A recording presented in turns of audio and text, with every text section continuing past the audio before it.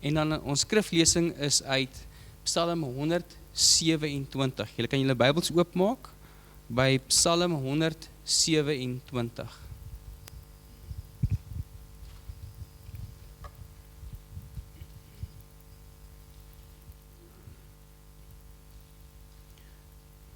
Hoor die woord van die Here. 'n pelgrimslied van Salomo. As die Here die huis nie bou nie, swoeg die bouers tervergeefs daaraan. As die Here oor die stad nie wag hou nie, bly die wagte tervergeefs wakker. Tervergeefs dat julle vroeg opstaan, eers laat tot rus kom, kos eet wat moeisaam verkry is. Net sowel gee hy dit aan sy geliefdes in die slaap. Kyk, seuns is 'n erfdeel van wat van die Here kom. Die vrug van die moederskoot is 'n beloning.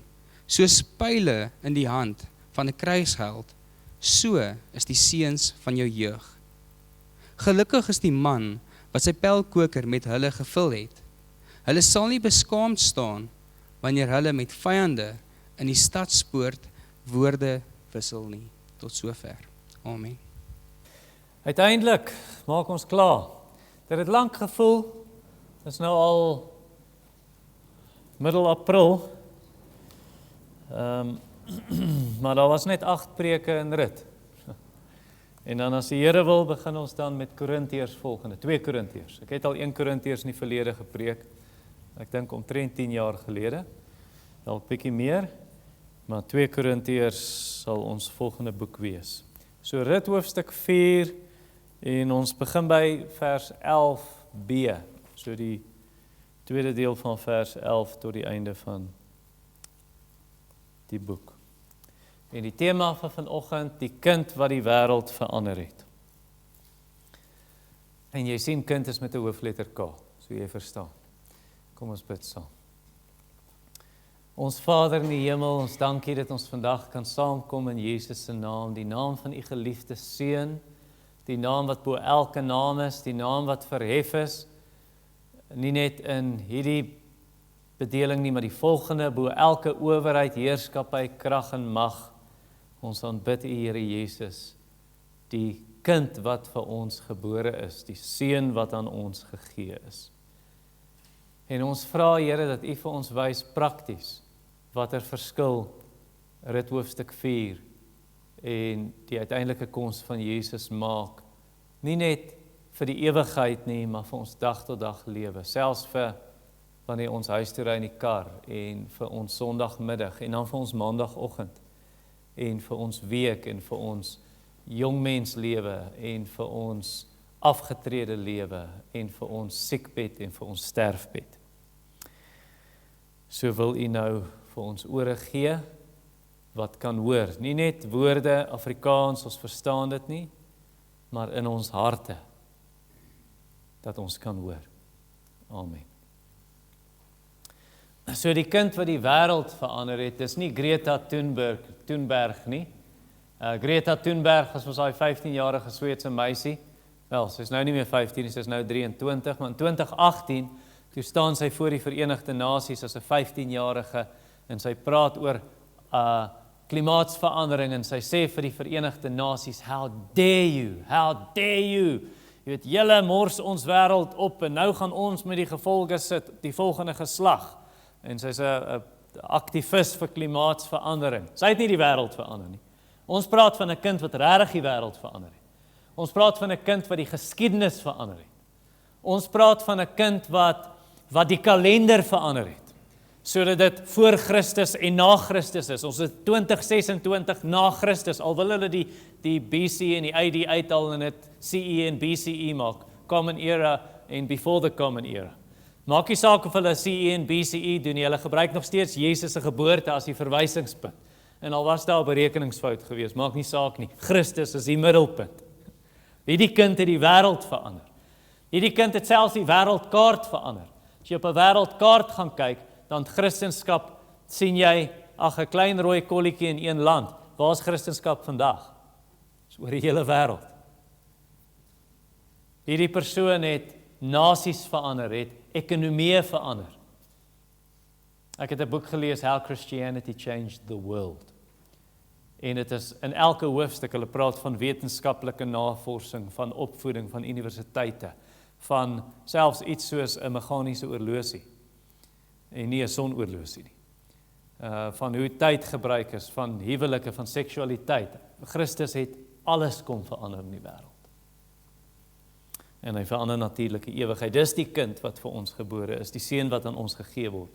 En sy naam sal genoem word, wonderbare raadsman, sterke God, ewige Vader, vredevors. Nou sy storie, waar begin sy storie, hierdie kind? Begin nie in Bethlehem nie, waar begin sy storie? Ekskuus? Genesis, dis ten minste die eerste keer wat ons 'n profesie lees, dat hierdie kind gaan kom en die slang se kop vermorsel, die nageslag van die vrou, maar sy storie begin voor dit. Sy storie begin in die ewigheid. Sy storie begin in die voortyd, soos Micha vir ons profeteer wanneer hy van Bethlehem praat. Sy dae is uit die ewigheid. En vandag ontmoet ons hom so, nou nie eintlik halfpad in sy storie vanuit die wêreld geskep is nie, dis 'n bietjie nader in die skepping. Is in die Ou Testament hier. Eintlik is dit dalk nader in die Nuwe Testament. Maar ons ontmoet hom vandag in Rit 4. So net gou agtergrond vir jou, die van julle wat nou net die inval vanoggend. So die storie is van 2 weduwees. En hierdie 2 weduwees, daar's eintlik 3 gewees, maar die een het agtergebly in haar eie land. So die 2 weduwees, Rut en Naomi. Naomi is die skoonma, Rut is die skoondogter. En dan hierdie 2 weduwees, hulle is, soos ons in Engels sal sê, hulle is down and out. Hulle het niemand wat vir hulle kan help nie, niemand wat vir hulle kan sorg nie. En nou kom hulle terug in Bethlehem, en nou is daar 'n wet in Israel, dat as jou man oorlede is, moet die naaste familielid met jou trou, en dan koop hy eintlik die familiegrond terug, sodat jy dit nie verloor nie, en dat jou familienaam nie uitsterf nie. En so, dis nou wat in hierdie boek gebeur. Boas, hy kan nie eintlik met Naomi trou nie. Hy kan seker, maar sy kan nie kinders hê nie. Sy is te oud, so Rut kan kinders hê. Naomi het gesê in hoofstuk 1, hy kan nie kinders hê nie. So Rut kan kinders hê, en so die familienaam kan aangaan van Rut se oorlede man en skoonpa. So nou kom ons by hierdie teks, laat nou klaar die trou transaksie in die dorpspoorte gehad, alles wettig, en nou kom dit in vers 11, waar almal in die dorp, en die wat in die stadspoorte is, waar die hofsaak plaasvind, almal sê, ons is getuies, die grond is joune, en die familienaam gaan voortleef in Rut. Nou kom vers 11b. Ons is getuies, mag die Here gee dat die vrou wat in jou huis inkom, soos Rachel en Lea sal wees. Die 2 wat die huis van Israel gebou het. Mag jy van krag tot krag gaan in Efrata, en roem verwerf in Bethlehem. Mag uit jou nageslag, wat die Here vir jou uit hierdie jong vrou gee, jou huis wees soos die van Peres, wat Tamar vir Juda in die wêreld gebring het. Net tot daar van nou. So, daai stukkie is, geseënd is Rut, nommer 1. Nommer 2 gaan wees, geseënd is Naomi. So daai is geseënd is Rut. Nou die wêreld, hulle feign in Engels, fake. Die wêreld fake liefde vir kinders. Hulle sê hulle is lief vir kinders, die wêreld, en ons moet kinderregte beskerm, en jy moet nie jou kind pak slaag gee nie, want jy rand hom eintlik aan, en so hulle feins dat hulle lief is vir kinders. Jy moet hom nie pak gee nie, maar jy kan hom maar doodmaak in die baarmoeder, dis nie 'n probleem. Solank jy hom net nie pak gee nie. Maak kinders dood in die baarmoeder, dan staan daai comprehensive sexual education, seksopvoeding in skole, en dan vir klein kindertjies, goed wat klein kindertjies nie behoort te weet nie, wat hulle vir kindertjies leer, of jy kan besluit wat jy wil wees, wil jy 'n seentjie of 'n dogtertjie wees, of jy weet, soos hulle in Engels sê, safe sex. Dis okay, jy hoef nie getroud te wees nie, solank jy nou net nie 'n baba het nie. En dan as die babatjie gebore word, kyk jy het nie jou ouers se toestemming nodig nie. Al is jy 11 jaar oud, jy kan net sê ek wil 'n abortus hê. In elk geval jou ouers moet nooit toestemming gee vir so iets akelig soos dit nie. Maar hulle maak of hulle kinders liefhet en beskerm, hulle beskadig kinders. En selfs Christene wil ek vir julle sê, en dalk staan van julle hier vandag. Selfs Christene het verdraaide idees oor kinders. Dat ons so beïnvloed is deur die wêreld, so hier's jou seun en hy trou nou, en dan sê jy vir jou seun, nee, julle moet min kinders hê, moenie baie kinders hê nie, die wêreld is oorbevolk. Ja, ry net Kaap toe deur die Vrystaat, dan sal jy sien hoe oorbevolk die wêreld is, veral die Karoo. Nee, maar die bronne is uitgeput. Nee, dis nie uitgeput nie. Nee, daar's die 10 rykste mense in die wêreld het waarskynlik meer geld as die hele bevolking van Afrika. So die wêreld is nie oorbevolk nie. Of ons idees waar hier is jou dogter en sy trou, nee, jy moenie dadelik kinders hê nie, sê die skoonma nou, die ma nou vir haar dogter, jy moenie dadelik kinders hê. Jy moet 'n loopbaan jaag, loopbaan eerste, kinders tweede. Ek kan vir julle 'n storie daarvan vertel. Toe ek in die laerskool was, toe ek in standaard 4, graad 6, toe sê ons aardrykskundige juffrou vir ons, goed, die wêreld is oorbevolk. Wie van julle is 2 kinders in die huis? Goed, 2 kinders, reg. Hoeveel kinders julle? 4 kinders, te veel. Hoeveel kinders julle? 3, is reg. Hoeveel kinders julle? 5, te veel. Wêreld is oorbevolk. En op daai punt van hoe ons net verkeerd dink as Christene, dat daar Christene wat onkundig selfs raak in 'n aborsie. 'n Christen man en vrou het na my toe gekom, want hulle het hierdie oepsie baba. Soos, nie geweet my vrou gaan swanger word nie, en dis nou te veel kinders, dis die hoeveelste een wat op pad is, en die Christen man stem saam met die dokter wat sê, terminate die swangerskap, beëindig die swangerskap, aborteer. En die vrou sê nee, en die Christen man en vrou kom sien my, en ek sê, nee, aborsie is moord. Weet, en ek gaan deur dit saam met hulle, so dit is onkunde. Die skrif sê, kinders is 'n seën van die Here. Kyk in vers 11, wat ek nou reeds gelees het. Die getuie is middel van die vers. Mag die Here gee die vrou wat in jou huis inkom, soos Rachel en Lea sal wees, die 2 wat die huis van Israel gebou het. So tussen Rachel en Lea is die 12 stamme gebore. Nee, al 12 kinders, hulle het mos altesaam 12 gehad, en natuurlik die byvroue saam, maar kinders is 'n seën van die Here. Wat sê die eerste hoofstuk in die Bybel van kinders? Wees vrugbaar, vermeerder, vul die aarde. Eintlik begin daai versie so, die Here het hulle geseën en vir hulle gesê, wees vrugbaar. So kinders is 'n seën, om vrugbaar te wees is 'n seën. Psalm 127, wat nou vir ons voorgelees is deur Sean, waar daai Psalm vir ons baie duidelik sê, dat kinders is 'n erfdeel van die Here. Dis soos 'n man wat, kinders soos pyle en boog. En daai man wat baie pyle in sy pylkoker het, hy's geseënd. Kyk, as hy daar in die stadspoorte staan en daar's moeilikheid, hy gaan nie skaam staan nie. Hier staan sy 12 seuns om. Ja, so hy skoor met ons pa, hè? So dis 'n seën van die Here. En dan Psalm 128 wat ons gesing het, wat sê, mag jou vrou soos 'n vrugbare wingerd wees in jou huis, in die binnekamers van jou huis, en jou kinders soos olyfboompies om die tafel. Dis 'n seën. Jesus is lief vir kinders. Moenie die kinders keer nie. Moet hulle nie verhinder om na my toe te kom nie. Kom kindertjies, bring die kinders. Net soos ons hulle hier gehad het. Julle weet, dis hoekom ons kinderstories begin het, nê? In ons eredienste, want ek het daai teks gepreek, waar Jesus sê, moenie keer dat die kinders kom nie. Dink ek, wat doen ons vir die kinders? So daai tyd ook nog nie 'n sonnaarskool gehad nie. Ons vir die kinders ook leer in die eredienste. En dan in die sonnaarskool na die diens in die kids club en so aan. So my vriend Paul Schleline, wat verlede jaar ons sending naweek gedoen het, hulle het nou hulle 9de baba gehad. En dan sê jy, hierdie Amerikaanse sendelinge. Man, soms nou te veel. En ons is so beïnvloed deur die wêreld, en waar kom daai gedagtes vandaan? Soos 9 kinders. Kyk, as die Here vir jou voorsien, jy kan 9 kinders versorg, why not? Dis 'n seën van die Here.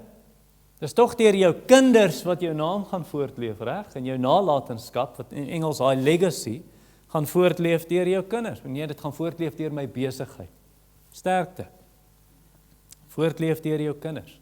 Mits jy daai kinders met waardigheid opvoed. En dit is waaroor vers 11 gaan, want vers 11 sê daar, al die mense by die troue nou vir Boas, dan sê hulle, laaste deel van die vers, mag jy van krag tot krag gaan in Efrata en roem verwerf in Bethlehem. Van krag tot krag, daai woord van krag tot krag is dieselfde woord wat ons in hoofstuk 3 vers 11 gekry het, Rut, jy's 'n deegsame vrou, jy's 'n waardige vrou, selfde woord as hoofstuk 2 vers 1. Boas was 'n vermoënde man, maar hy's 'n waardige man, hy's 'n man van karakter, daai gaan voortleef in jou kinders as jy hulle vir die Here groot maak, as jy hulle in die Here se weë opvoed. Dis wat 1 Timoteus 2 vers 15 beteken, wanneer dit sê 'n vrou sal gered word deur kinders te baar. Beteken nie, jy moet geboorte gee aan kinders, anders kan jy hemel toe gaan nie. Dit beteken sy word gered van daai reputasie wat Eva gehad het. Dat Eva, as die vrou, sy het nou haar man verlei. Nee, jy word gered van daai reputasie, want jou legacy, jou nalatenskap leef voort deur jou kinders. As jy hulle vir die Here groot maak, dan eindig daai versie, mits daai kinders volhard. En dan praat dit van geloof en liefde en so aan. Mits hulle volhard daarin. Timoteus se ouma, hier's oupas en oumas hier, hier's van julle wat hier sit vanoggend, jou kinders dien nie die Here nie. Maar jy dien die Here. En jy het 'n invloed op die kleinkinders, jy sien die kleinkinders. Jy kan hulle vir hom beïnvloed. Is dit nie wat Timoteus se ouma gedoen het nie, in 2 Timoteus 1 vers 5? Is dit nie wat Augustinus se ma gedoen het nie? Dus hy is nie sy ouma gewees nie, maar Augustinus, hy is seker die grootste teoloog, wel definitief in die vroeë kerk, maar baie moontlik in die geskiedenis, ten minste op die top 5. Hy is in die 400 na Christus het hy geleef. Wie het hom so beïnvloed? Sy ma, Monica. En hy skryf dit toe in sy confessions. Ek het die hele ding deurgelees. Dan oor en daai van wat 'n wonderlike ma hy gehad het. So daai nalatenskap sal voortleef. Nou en party ouers versaak dit, party ouers vergeet dit, party ouers ignoreer dit. Hulle doen nie wat die Here vir Abraham gesê het, dat ek weet Abraham sal sy gesin wat na hom kom, hy sal sy gesin leer in my weë. Hy sal hulle wys die Here se weë. So ek gaan vir julle vertel van 'n vrou, julle almal ken haar. Behalwe as jy vir die eerste keer besoek. En ek sal nie haar naam noem nie. Want dit is op kamera. Daai vrou pas kinders op. 2 kinders, voorskool en vroeg in laerskool. En dis ryk mense se kinders. En die vrou, toe sy nou die kinders oppas, vat sy 'n kinderbybel, soos 'n kinderbybel van die rakkie af. Die kind sê, kan tannie hierdie vir ons lees? Sê sy, goed, sy begin voor by die skepping. So weet julle, wie is die eerste man wat God gemaak het? Die kind, 9 jaar oud. Afrikaanse kinders. Eerste vrou? Weet nie tannie. Waar is die pa en die ma? Wat daai kinders die regte pad moet wys. Nie, hulle is te besig om die leer te klim. Korporatiewe leer het nie tyd vir daai kinders nie. So hoe was julle Paasnaweek? Vra die vrou vir die kindertjies. 'n Lekker Paasnaweek gehad. Ja tannie, wat het julle gedoen? Nee, ons het paaseiers gesoek in die tuin en jy weet so aan en so voorts. En het julle kerk toe gegaan Sondag? Nee tannie, ons was by Goldreef City. So niks. Geen invloed van Jesus en van sy woord nie. Die kind het so omloop tipe ding op die been. Die vrou sê vir die kind, die vrou wat die kinders oppas, sê vir die kind, daai dingetjie, jy moet vir jou mamma wys. Dis nou die kind wat voor skool is. Jy moet vir jou mamma daai wys. As jy bad vanaand. Volgende dag, het jy jou mamma gewys? Ja tannie, maar sy het gesê, ek wil nie sien nie. Ja.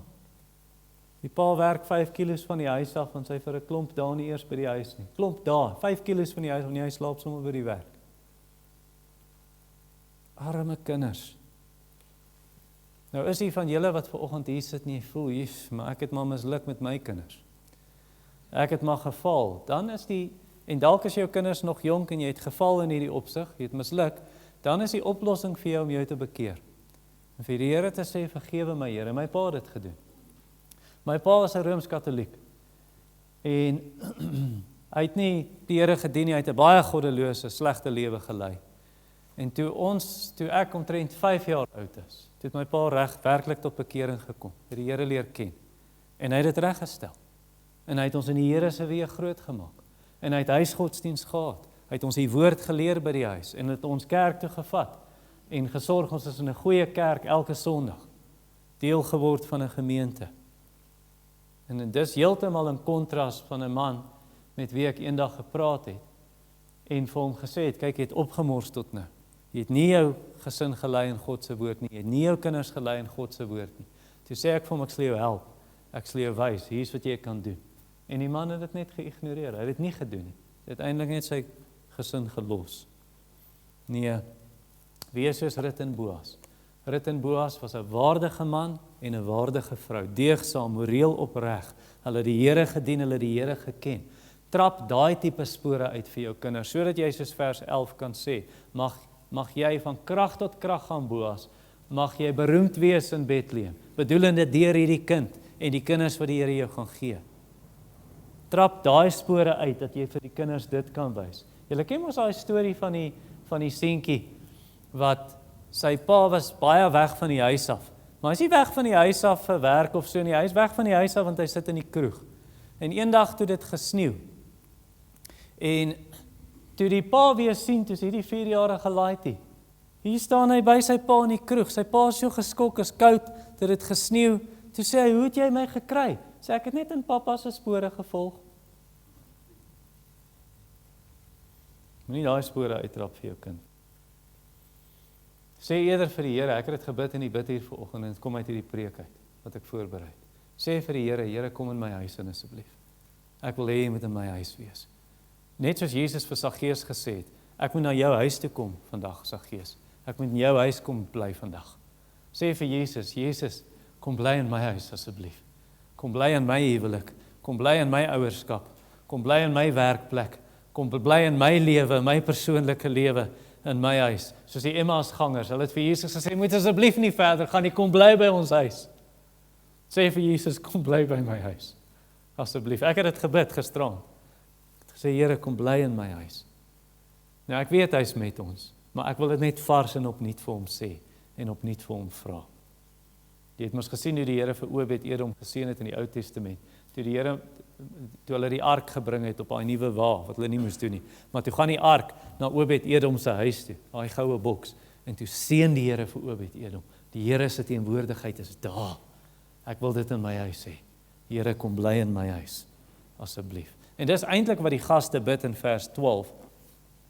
Want hulle sê in vers 12 in ons teks, mag uit die nageslag wat die Here vir jou uit hierdie jong vrou gee, jou huis wees soos die van Peres, wat Tamar vir Juda in die wêreld gebring het. Nou wat hy daar bedoel, Tamar en Juda, dis skoonpa en skoondogter, dis 'n lelike storie. Hy het haar swanger gemaak. Hy dog sy's 'n prostituut, en sy het 'n sluier voor haar oë gehad, dis in Genesis 38. Maar dis 'n aaklige storie, maar, hierdie mense het geweet, die Messias, die verlosser, gaan kom uit daai nageslag. Want dit het Jakob op sy sterfbed gesê. Toe sê hy vir Juda, vir sy 4de oudste seun, toe sê hy, uit jou gaan daar 'n leier kom, 'n regeerder. Jou broers gaan voor jou buig, die konings gaan uit jou uitkom. Die scepter wat in Israel gaan regeer, gaan uit Juda uitkom. En hierdie mense ken hulle Bybel. En so hulle sê, mag die Here daai nageslag, nie net jou direkte kind nie, maar daai nageslag wat kom uit Juda uit, daai Messias. So eintlik wat hulle sê is, Boas, die Here is in jou huis. Die Messias is in jou huis. Die verlosser is in jou huis, in jou nageslag. Nou ek weet Jesus is nie biologies uit jou en my nageslag nie. Maar die vraag moet wees, lewe hy in my huis? Lewe Jesus, lewe die Here in jou huis?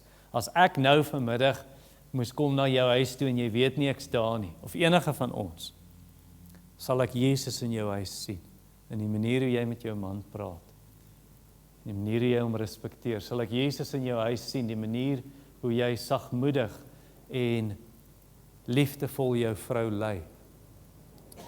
Sal ek Jesus in jou huis sien as ek sou kom, die manier hoe die boeties en sissies met mekaar praat, en die manier hoe die kinders hulle ouers respekteer of nie respekteer nie.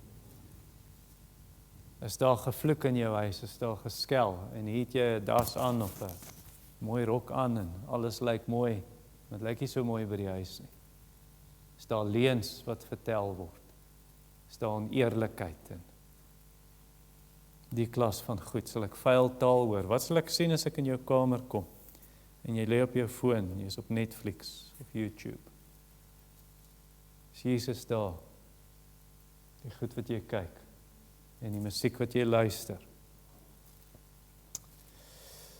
Goed, dit is dan nommer 1, geseënd is Rut. Nommer 2, geseënd is Naomi. Vers 13 tot 22. Kom ons lees die teks. Boas het Rut by hom geneem, en sy het sy vrou geword. Hy het by haar ingegaan en die Here het haar swanger laat word. Sy het aan 'n seentjie geboorte gegee. Die vrou het van Naomi gesê, die Here moet geprys word. Hy het jou vandag nie sonder 'n losser gelaat nie. Mag die losser beroemd wees in Israel. Mag hy jou lewenslus herstel, jou versorg op jou ou dag. Ja, jou skoondogter, wat jou liefhet, het hom in die wêreld gebring. Sy wat vir jou meer werd is as 7 seuns. Naomi het die kind geneem en op haar skoot gesit en sy pleegmoeder geword. Die buurvrou het vir hom 'n naam gegee. Hulle het gesê, 'n seun is vir Naomi gebore, en hom toe Obed genoem. Obed was die vader van Isaai. Isaai die vader van Dawid. Hier volg die geslagsregister van Peres. Peres het Gesron verwerk, Gesron Ram verwerk, Ram het Aminadab verwerk, Aminadab het Nachson verwerk, Nachson het Salmon verwerk, Salmon het Boas verwerk, Boas het Obed verwerk, Obed het Isaai verwerk, Isaai het Dawid verwerk. Nou ek het verlede week vir julle gesê, seks is nie die huwelik nie. Want 'n man het dit ons vir my gesê, ek het julle vertel. Toe hy sê, as 'n man en vrou saam slaap, is hulle getroud in God se oë, dis nonsens. Seks is nie die huwelik nie, maar seks is die voltrekking van die huwelik. It's the consummation of the marriage. So jy kan nie sê, hierdie man en vrou het saam geslaap, nou is ons getroud. Nee, jy is nie getroud nie. Ons het verlede week gepraat oor wat is 'n huwelik, dis 'n verbond voor God, en met mekaar, voor getuies. Maar dis ook nie sonder seksuele verhouding. Want jy kan ook nie sê, ons het die verbond gesluit, maar daar's geen seksuele verhouding. So 'n man, ek het julle laasweek gesê, ek gaan vandag vir julle hierdie storie vertel. Ek het al aaklige goed gehoor in berading, maar hierdie man het gesê, dat hy nog nooit was hy en sy vrou intiem nie. Ek sê, wat? Ek sê, julle honeymoon, julle witbrood? Hy sê, nog nooit. Dis nie 'n huwelik nie.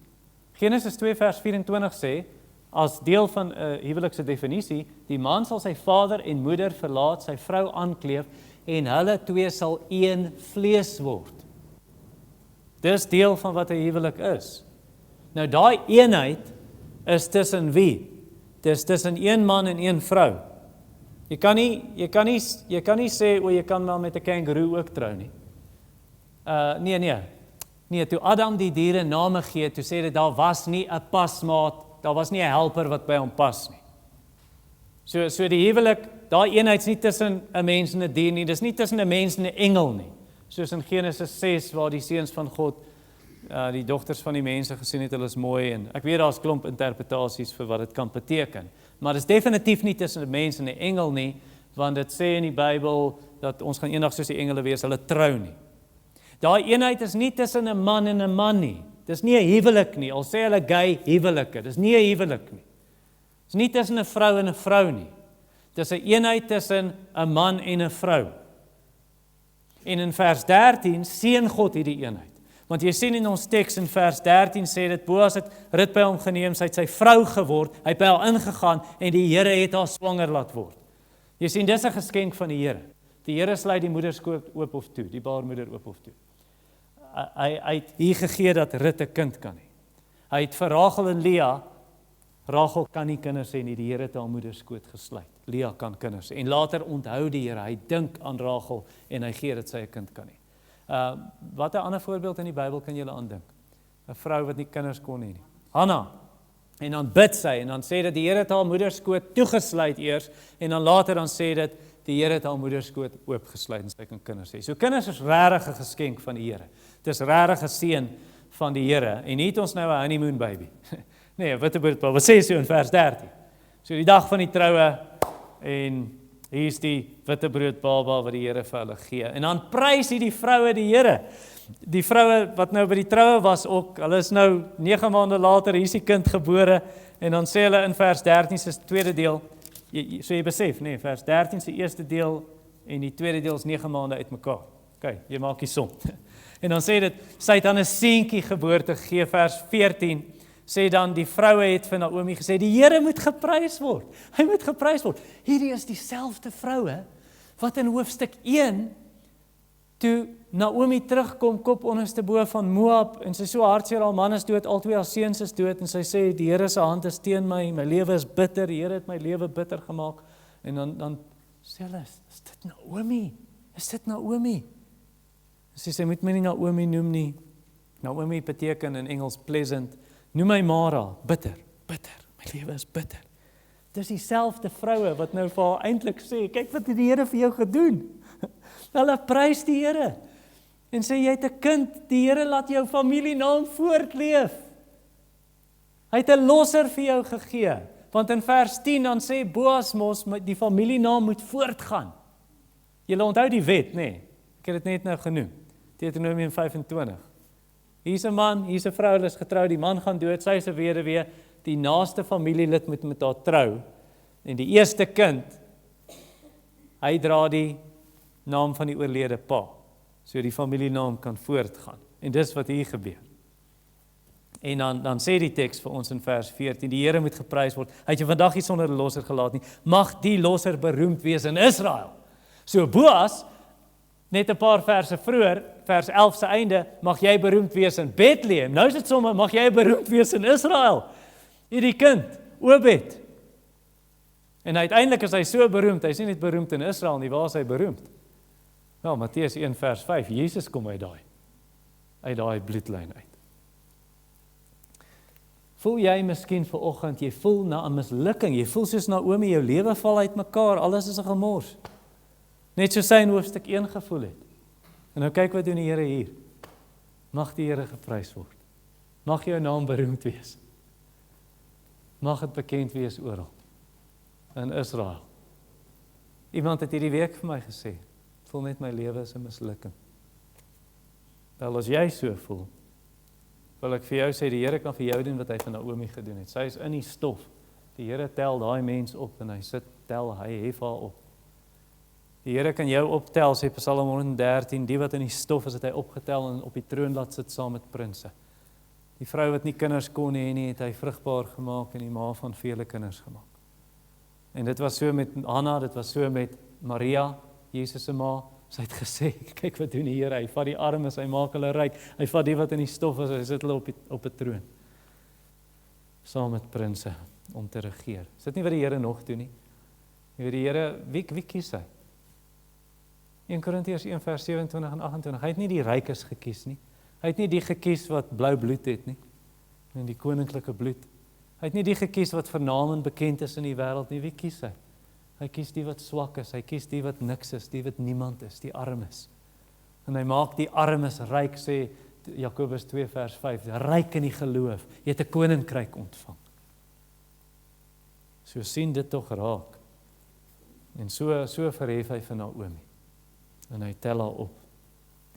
Nou hoe weet ons Naomi se naam en Boas se naam en Obed se naam is so bekend nou? Dis in die Bybel. Duisende jare later. Hier sit in jou Bybel vandag. Ons lees hulle storie. Die Here het hulle geëer. En dan gee hy vir haar hierdie kind. In vers 15 sê dit, mag jy jou lewenslus herstel, hierdie kind, jou versorg op jou ou dag. Hy gee hierdie kind eintlik as 'n kroon vir Naomi. Hy gee die kind as 'n kroon, hy gee die kind as 'n troos. Hy gee die kind as 'n hersteller van haar lewenslus. Die Engels may restore, hoe sê die ESV dit? Nou het ek vergeet. May restore life of, weet jy eers? The restorer of life. May he be a restorer of life to you. Hierdie kind, en dan op jou ou dag jou ook versorg. Die Here gebruik dikwels kinders so. Julle ken die storie waar Isak nie 'n vrou gehad het nie, en Abraham moet nou 'n groot nageslag hê deur Isak, maar hoe gaan jy 'n groot nageslag hê sonder 'n vrou? En so uiteindelik dan kry Isak 'n vrou, en dan sê dit aan die einde van Genesis 24, en toe vat hy die vrou, en dit het hom vertroos vir die dood van sy ma. En so vertroos hierdie babietjie, hierdie kleinkind, Naomi vir die dood van haar man en haar 2 seuns. Die Here gee hierdie persentjie om te sê, ek het jou nie vergeet nie. Hier is 'n troos vir jou, hier is 'n troos vir jou. Die kinders is regtig gekroon, en veral kleinkinders. Vra vir oom Piet en tannie Lindia. Hulle is 'n kroon, Spreuke 17 sê dit. My vriend Paul, die Paul Schleland, hy het studies gaan doen in die VSA, toe hy al hier sendeling was. Nou gaan doen hy studies daar. Hy sê, nou is dit 'n doktersgraad wat hy loop, en al die ouens wat saam die studies doen, is ou manne. Hierdie ou is al 25 jaar die predikant by die gemeente, die ou is al 35 jaar predikant van dieselfde gemeente, ek is getroud en ek het 3 volwasse kinders, en ek het vrou, my kleinkinders, as hy van sy kleinkinders praat, man, as die selfoon ein, dan sien jy 2000 foto's. Kleinkinders is 'n kroon. My predikant op Nelspruit, toe ek nou jeugleraar was daar, die senior ou, hy het vir my gesê, man, as ek geweet is so lekker om kleinkinders te hê, het ek met die kleinkinders begin. En so is Naomi, man, sy is so lief vir Obed, so lief vir hierdie babietjie. Dan sê vers 16 vir ons, sy het die kind geneem en op haar skoot gesit. Nou, van julle vertaling sê dalk sy het die kind teen haar bors gehou. Dis 'n beter vertaling. Sy het die kind teen haar bors gehou. Ek weet nie of dit soos 'n baby wrap was nie. Julle mamas, ek het gesien, Nicole, jy het so 'n baby wrap gehad met Andrei in, baba Andrei. So 'n baby wrap, 'n ding wat jy oor jou sit, dan is die baba hier teen jou bors. En so het Naomi die kind teen haar bors gehou. En sy deur dit te doen, eintlik sê sy, ek aanvaar Obed as my eie kind. Want die familienaam moet nou aangaan. Haar oorlede man en oorlede seun se familienaam gaan aan. Sy aanvaar die kind as haar eie. En dit word bevestig in vers 16, want dit sê dan sy het sy pleegmoeder geword. Nou daai woord in die Hebreëus kan beteken sy het hom geborsvoed. Nou sê jy, sy kan hom nie borsvoed nie. Sy is 'n ouma en sy was nie swanger met hom nie, so hoe gaan sy hom borsvoed? Dit is biologies moontlik om 'n kind te borsvoed, al was jy nie swanger nie. So, die kind moet net genoeg drink, en daar sekere kruie wat jy kan gebruik, en so aan, as 'n hormoonbehandeling. So dit is moontlik, maar ek dink, eintlik wat hierdie beteken is liewer, daai pleegmoeder, sy die kind aangeneem as haar eie. Net soos dieselfde Hebreëse woord word gebruik in die boek Ester, wanneer Mordegai Ester as sy eie kind aanneem. Hy het haar verseker nie geborsvoed nie, dit kan ek jou sê. So dit gaan net oor 'n pleegouer, en dis wat hier aangaan, dink ek, dat Naomi aanvaar die kind, sy neem die kind aan as haar eie, en om dit te bevestig dat dit die betekenis is, sê vers 17, sê die vroue, 'n seun is vir Naomi gebore. Hulle sê nie vir Rut nie, alhoewel dit Rut se biologiese kind is. Seun is vir Naomi gebore, die familienaam gaan aan. En dan noem hulle die kind Obed. Dis nogal snaaks, nê? Dis interessant. So kan jy nou dink. So kom ons vat Jaco en Sareta, wat nou nie hier is vandag nie. Die kleintjie was onlangs in die hospitaal. Kan jy nou dink, almal in die gemeente vergee vir die kind en naam. So dis die tipe ding wat aangaan. Dis soos Johannes die Doper, onthou julle, toe hy gebore is, het almal bymekaar gekom, nie net familie nie, en almal wat daar was, die bure, en toe sê hulle, noem hom Johannes, of nee, noem hom Sagaria, na sy pa. Toe sê die ma, nee, sy naam gaan Johannes wees. Niemand in die familie is Johannes nie. En hier dieselfde, hulle gee vir die kind 'n naam, en dan sê die teks, hulle noem hom Obed. Obed beteken diensknegt. Nou ek dink, ek het hierdie nie in 'n kommentaar gesien nie, dis wat ek dink, en ek dink nie ek's verkeerd nie, maar jy kan vir my na die tyd sê wat jy dink. Ek dink die vroue het meer gesê as wat hulle bedoel het om te sê. Net soos Kajafas die hoofpriester, hy het 'n profesie van Jesus gegee. Dit is beter dat een man vir die volk sterf as vir die hele volk sterf. Maar hy het nie besef hy gee 'n profesie nie. En as hulle hom Obed noem, en al die ander dinge wat hulle gesê het, ek dink hulle sê eintlik meer as wat hulle besef hulle sê. Dat hierdie in 'n opsig dat ons van Jesus kan sê, Jesus is al daai goed wat ons gelees het en meer. Dit wat die vroue gesê het. So Jesus is die diensknegt. Obed se naam beteken diensknegt. Jesus is die diensknegt, groter as Obed. Hy is die een van wie Jesaja sê, my knegt. Hy is die een wat self gesê het, Jesus, Die Seun van die mens het nie gekom om gedien te word nie, maar om te dien. Dienskneg. En sy lewe te gee as 'n losprys vir baie. Jesus is vers 14.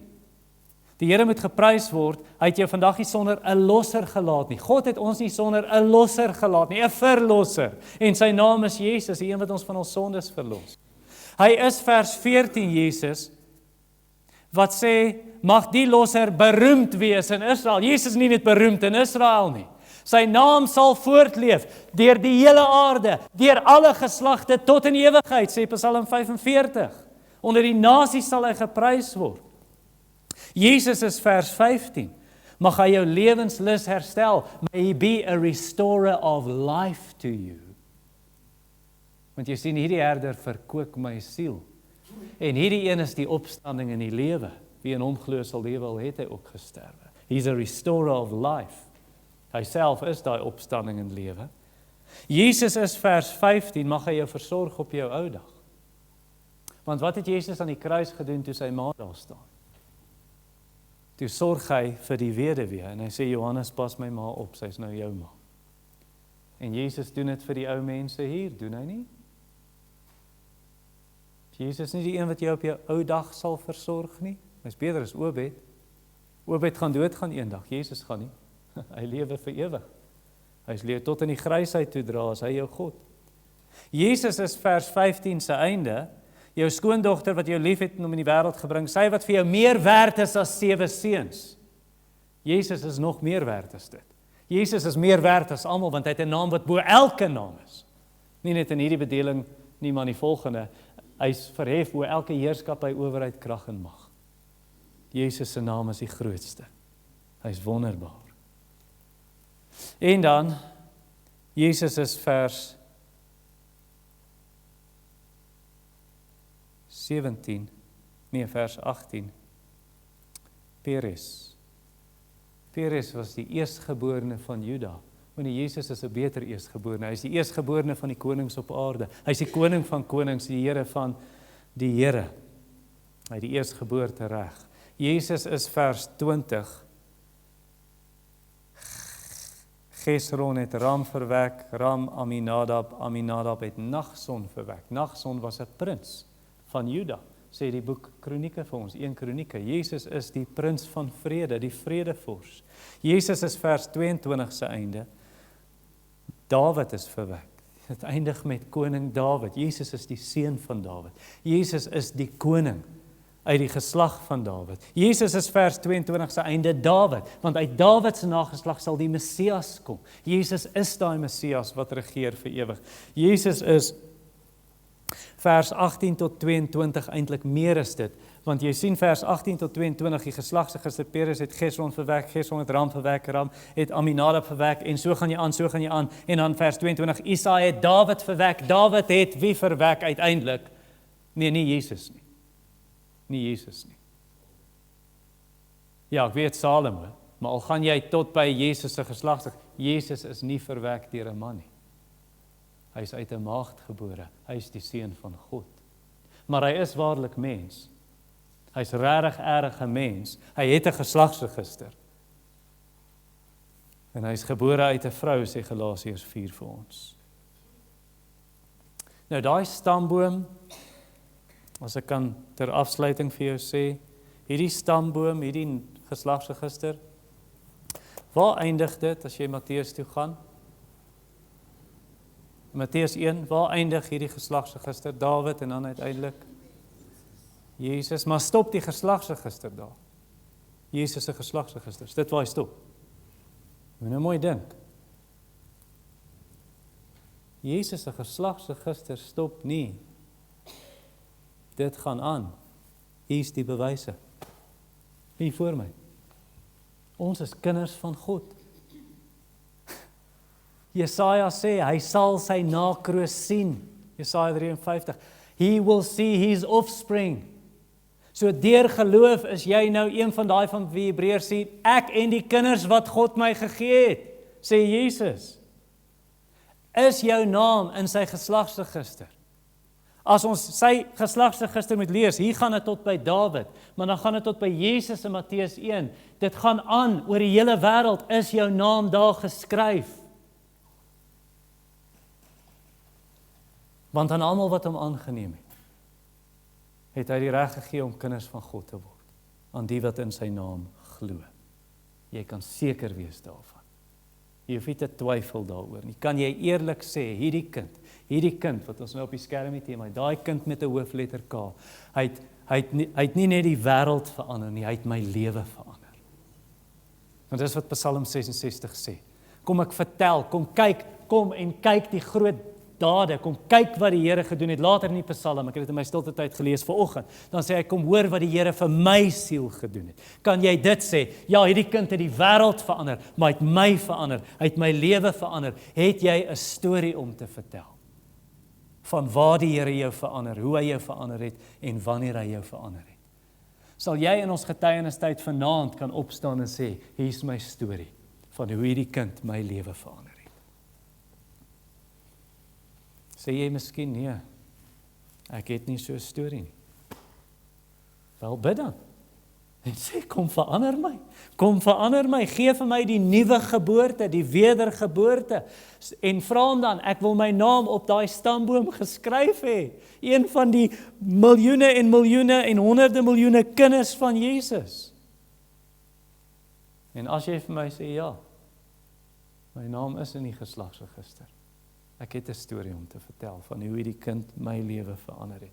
Wel, dan gaan ek vir jou op die skerm wys ter afsluiting. Dan is hierdie lied jou eie. Wie sou kon dink dat eeue terug, soos die profete sê in Bethlehem, 'n kind sou kom wat in 'n krib sou lê. En wie sou kon dink dat hierdie kind, Maria en Josef se seun, die sonde van hierdie wêreld op homself sou neem. En wie sou kon glo dat hierdie kind wat lag en speel en sing vir al sy maatjies in die buurt en vir ons die lig sou bring. En wie sou kon droom dat hierdie kind die wonder laat gebeur, dat dooies opstaan en dowes hoor en sondaars hul bekeer. Wie sou kon raai dat hierdie kind vir 'n wêreldse pyn en nood as verlosser aan 'n kruis sou sterf en opstaan uit die dood. Verder. Wie sou kon dink dat hierdie kind wie eendag terug sal keer om as regter te kom oordeel en as koning te regeer. Verstaan jy nou? Hoe kan jy sien wie hierdie kindjie is? Dat hy die regter, die enigste hoop vir hierdie wêreld is. En ek glo dit gewis, dat hierdie kind ons hoop en redding is. Ons bid saam. Here Jesus, ons aanbid U, Lam van God, Seun van God, Seun van die mens. Kind wat gebore is in Bethlehem, Seun wat aan ons gegee is. Wonderbare Raadsman, sterke God, ewige Vader, Vredevors. Amen.